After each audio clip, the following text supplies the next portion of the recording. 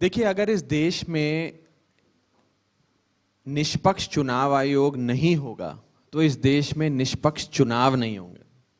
अगर स्वतंत्र election commission नहीं होगा तो फिर स्वतंत्र इलेक्शंस नहीं होंगे। और इस देश की डेमोक्रेसी को, लोकतंत्र को बचाने के लिए ये बहुत जरूरी है कि हम इंडिपेंडेंस ऑफ इलेक्शन कमीशन को बचा कर रखें।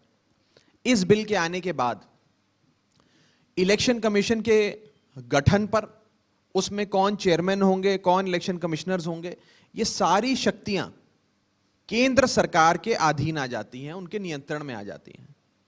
और यह कानून इतना खतरनाक है कि सत्ताधारी पार्टी, केंद्र में बैठी भाजपा सरकार, जिस मर्जी को चाहे chief election commissioner of India बना सकती है।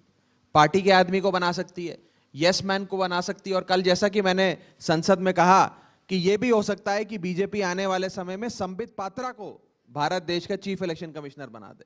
एक ऐसी व्यवस्था इस कानून से आती है और यह बड़ा खतरनाक है। और सिर्फ आज के दौर के लिए ही नहीं, आने वाली, आज तो बीजेपी सरकार में है, हो सकता है कल सरकार में ना हो सकता है हमारी सरकार हो, लेकिन कभी भी इलेक्शन कमीशन की स्वतंत्रता जो है उससे खिलवाड़ नहीं होना चाहिए, ये हमारा कहना है। तो आपका एतराज इस बात पे है कि चीफ जस्टिस ऑफ इंडिया की जगह पर कानून मंत्री को सरकार ला रही है।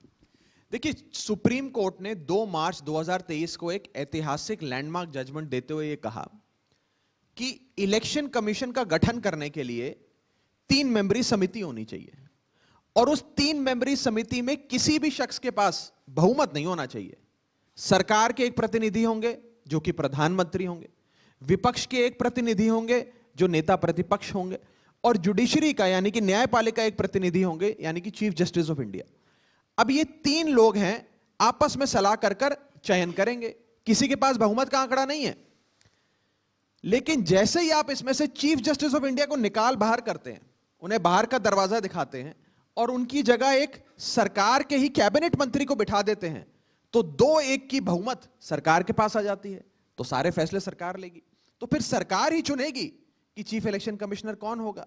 यह सुप्रीम कोर्ट के 2 मार्च 2023 के फैसले की तौहीन है, उसका कंटेम्प्ट है, एक विषय। दूसरा विषय, यह कंटेम्प्ट है चीफ जस्टिस ऑफ इंडिया का, जिन्हें बाहर का दरवाजा दिखाकर एक साधारण से कैबिनेट मंत्री को उनकी जगह लाकर बैठा दिया। और तीसरा सबसे बड़ा अपमान यह है लाल कृष्ण आडवाणी जी का।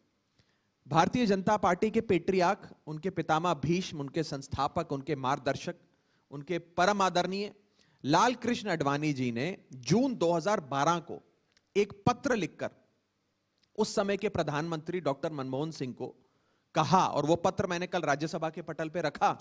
उन्होंने कहा कि चीफ इलेक्शन कमिश्नर की जो नियुक्ति है वो एक समिति करे जो निष्पक्ष हो, जिसमें विपक्ष के लोग भी हों, चीफ जस्टिस ऑफ इंडिया भी हों और प्रधानमंत्री भी हों, बहुमत किसी के पास ना हो। इन्होंने ये कानून लाकर ना सिर्फ सुप्रीम कोर्ट का अपमान किया, ना सिर्फ चीफ जस्टिस ऑफ इंडिया का अपमान किया, बल्कि अपने पितामह भीष्म लाल कृष्ण आडवाणी का भी अपमान। राघव, एक बुनियादी सवाल आपकी बात से ही जो पैदा हो रहा है मैं आपके सामने रख रहा हूं। सीबीआई डायरेक्टर को चुनने का जो प्रोसेस है वो आज की तारीख में कमोबेश वही है जो चीफ इलेक्शन कमिश्नर को चुनने का प्रोसेस है। तो आप अब भी इस बात की हिमायत करते हैं कि चीफ जस्टिस ऑफ इंडिया, प्रधानमंत्री और नेता प्रतिपक्ष, इन 3 लोगों की कमेटी वाजिब है, ठीक है? आपके लिहाज से ठीक है ना? ये होना चाहिए? मैं जवाब दूं?